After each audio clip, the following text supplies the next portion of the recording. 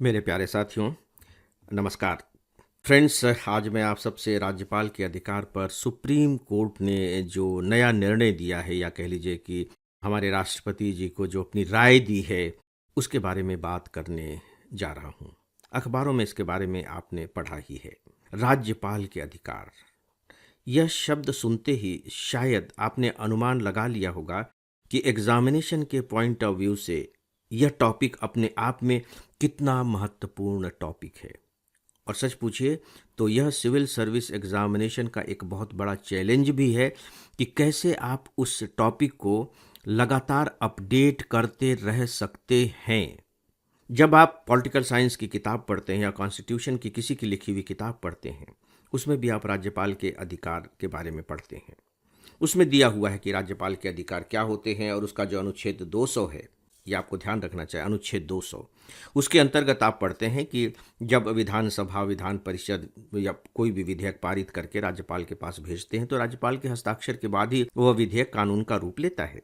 लेकिन वहाँ राज्यपाल को कुछ अधिकार भी हैं। उस विधेयक को वे रोक सकते हैं, या उस विधेयक को वो मंजूरी दे सकते हैं, या फिर उसे राष्ट्रपति के एडवाइस के लिए भेज सकते हैं। इस तरह की बातें हम किताबों में पढ़ते हैं। अनुच्छेद 200 लगभग यही बातें कहता है, बशर्ते कि वो वित्त विधेयक न हो। यहां तक तो बात ठीक है। कुछ ही महीने पहले सुप्रीम कोर्ट ने फिर एक डिसीजन दिया था। दरअसल तमिलनाडु सरकार की याचिका पर अप्रैल में जस्टिस जे.बी. पादरीवाला की बेंच ने एक फैसला सुनाया था। फैसले में उन्होंने कहा था कि राज्यपाल व राष्ट्रपति के लिए विधेयकों पर फैसले के लिए 3 माह की सीमा निश्चित है। 3 माह के अंदर उन्हें अपना डिसीजन दे देना होगा, और संविधान के अनुच्छेद 200 में इस तरह के समय की कोई सीमा नहीं निर्धारित की गई थी। ये बात है अप्रैल की, और हम अभी बात कर रहे हैं नवंबर में। इस बीच में यही बात होती रही, यही राज्यपाल के अधिकारों की सीमा थी। जब सुप्रीम कोर्ट ने यह निर्णय दिया, तब फिर हमारे राष्ट्रपति जी ने अनुच्छेद 143 ब्रैकेट में 1 के अंतर्गत बकायदे सुप्रीम कोर्ट से कुछ सवाल पूछे, 14 सवाल पूछे। मैं आपको बताना चाहूंगा कि इन दोनों पर मेरा डेली ऑडियो लेक्चर अवेलेबल है। सुप्रीम कोर्ट ने जो डिसीजन दिया था, 3 माह का समय निर्धारित कर दिया था राष्ट्रपति और राज्यपाल के लिए। और दूसरा, जब अनुच्छेद 143(1) के तहत राष्ट्रपति ने सुप्रीम कोर्ट से कुछ राय मांगी थी। यहाँ मैंने 2 अनुच्छेदों की बात की है, और ये दोनों अनुच्छेद आपके स्मरण में होने चाहिए, क्योंकि प्री में इस तरह के प्रश्न पूछे जा सकते हैं। तो वहाँ तक तो ये सब चल रहा था, लेकिन अब देखिए, फिर से अपडेट जब आप करते हैं तो स्थिति बिल्कुल बदल जाती है। अब जो सुप्रीम कोर्ट की संविधान पीठ है, 5 न्यायाधीशों की पीठ है, उन्होंने अब एक अलग किस्म का डिसीजन दिया है, जो इससे पहले के डिसीजन से बिल्कुल अलग है। और यहां तक कि संविधान के अनुच्छेद 200 में जो बात कही गई है, उससे भी थोड़ा अलग है। इस बारीकी को आपको ध्यान में रखना जरूरी है। फ्रेंड्स, आपके लिए एक उपयोगी सूचना। मैंने आईएएस की तैयारी के लिए 2 पुस्तकें लिखी हैं। आप आईएएस कैसे बनेंगे, इसी के 2 भाग हैं। यह इंग्लिश में भी है। अब तक इसकी लाखों प्रतियां बिक चुकी हैं।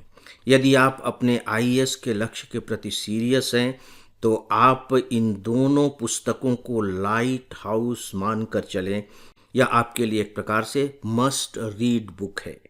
आप नीचे डिस्क्रिप्शन में दिए गए लिंक से ये दोनों पुस्तकें मंगा सकते हैं। पहली बात तो सुप्रीम कोर्ट ने यह कह दिया कि विधानसभा से पारित विधेयकों को मंजूरी देने के लिए राज्यपाल और राष्ट्रपति पर कोई समय सीमा लागू नहीं कर सकते। समय सीमा लागू नहीं कर सकते। तो ये बात तो अपने आप में अलग है, क्योंकि वहाँ समय सीमा की कोई बात नहीं की गई है। संविधान के अनुच्छेद 200 में बस बता दिया गया है कि वो क्या क्या कर सकते हैं, समय सीमा नहीं है।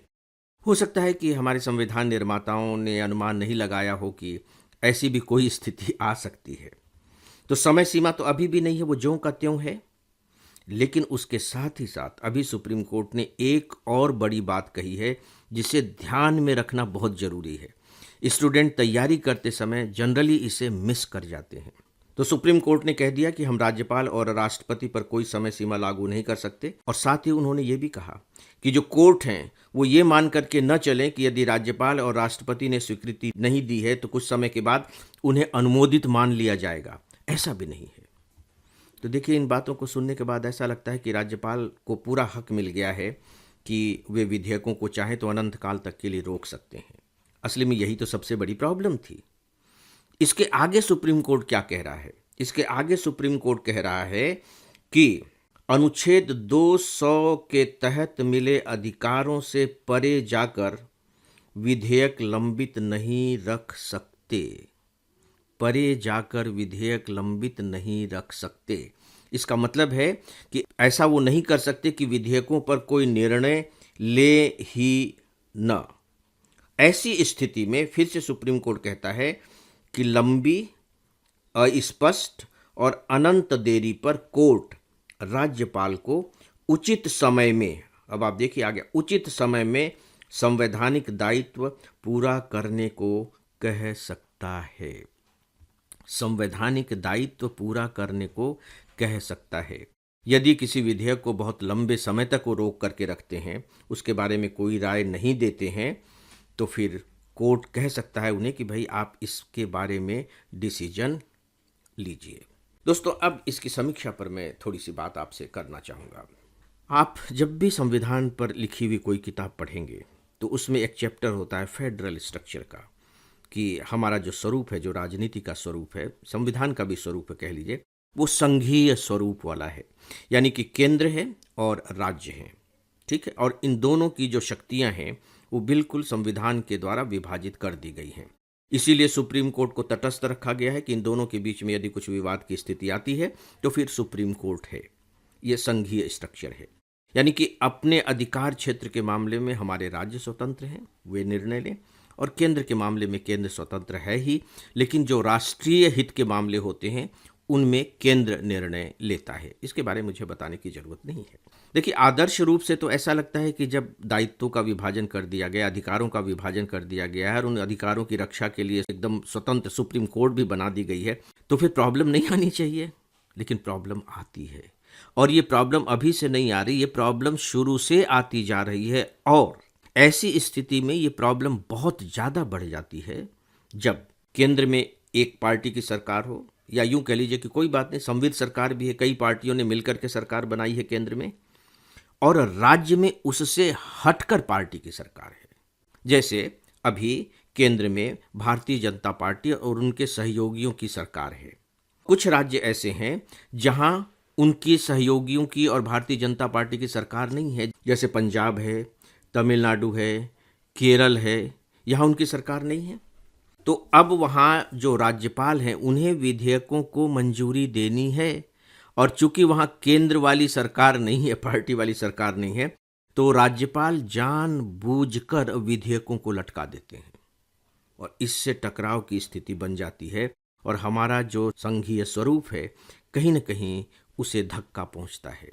इसीलिए संविधान की किताब में आप पढ़ेंगे कि हमारा संघीय स्वरूप क्यों सही तरीके से काम नहीं कर पा रहा है, और उसमें राज्यपाल की भूमिका को सबसे महत्वपूर्ण माना जाता है। किस तरीके से राज्यपालों के साथ राज्य सरकारों का तालमेल बैठ सके, उनके बीच में संतुलन स्थापित हो सके, इसको लेकर के बहुत से आयोग बनाए गए, जिसमें सरकारिया आयोग बहुत प्रमुख नाम है।